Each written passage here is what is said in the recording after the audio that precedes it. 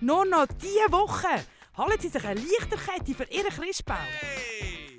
Unsere Lichterkette bringt auch den teuersten Baum zum Strahlen. Und das Beste daran, jetzt mit 50% Rabatt.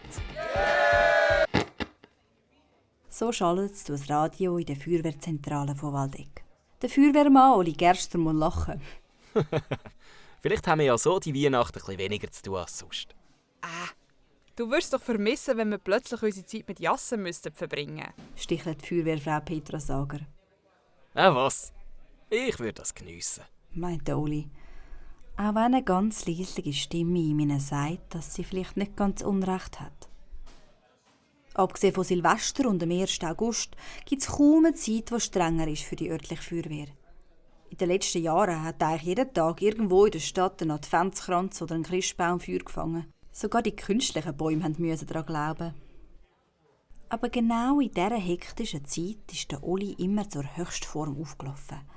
Keiner ist schneller die Stangen abgerutscht und hat mit mehr Engagement jedes Feuer in Windeseile gelöscht.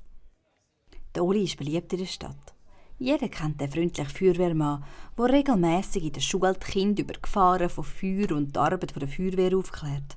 Und doch weiss niemand wirklich viel über ihn außerhalb von seinem Job. Der Oli ist mit Haut und Haar Feuerwehrmann.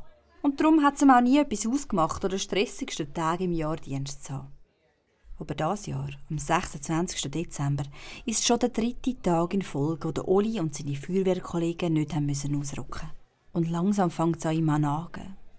Irgendwann hat es sich halt auch mal ausgejassert. Und abgesehen von einer Memory und einem Leiterli-Spiel gibt die Feuerwehrzentrale nicht viel mehr her. Viele von seinen Gespänden sind mit ihrer Familie am Telefonieren oder in der Küche das Filet im Teig vorbereiten. Der Oli aber steht schon das 15. Mal an dem Abend vor der Feuerwehrstange, kurz davor runterzurutschen. Aber es braucht ihn nicht. Auch nicht in der Küche. Petra hat recht gehabt. Er vermisst die Einsätze. Er vermisst es, gebraucht zu werden. Ein bisschen stolz auf seine Mitbürger ist er aber schon. All die Jahre hat er schliesslich erzählt, wie gefährlich unbeobachtete, offene Feuer sein können. Und jetzt scheint es tatsächlich aufgepasst zu haben. Auch wenn der Rabatt auf die Lichterkette wahrscheinlich auch recht überzeugend gewesen sein wird. Oli! Schreit von der Küche her, Oh nein, jetzt haben sie etwas abgefackelt. denkt sich der Oli. Sofort rennt er los und schnappt unterwegs den Feuerlöscher. Als er in der Küche ankommt, schaut ihn seine Feuerwehrgespäne nur amüsiert an. Hast du gerade den Schlagrahm fürs Dessert mitgebracht? Witzelt Petra, Nein, ich... sagt der Oli peinlich berührt.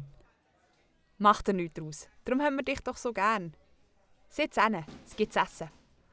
Und dann kannst du uns noch mal die Geschichte erzählen. Weißt du, die von letzten Weihnachten, bei der Bank, wo wir im Einsatz waren. An diesem Abend hat sich etwas verändert im Oli. Er hat gemerkt, dass er mehr ist als nur ein Feuerwehrmann. Es gibt nämlich einen Grund, warum sie immer nur ihn an die Brandpräventionsveranstaltungen geschickt haben. Niemand erzählt bessere Geschichten als der Oli. Und auch an diesem ruhigen Weihnachtsabend sind seine Gespänli wie Band an seinen Lippen gehangen.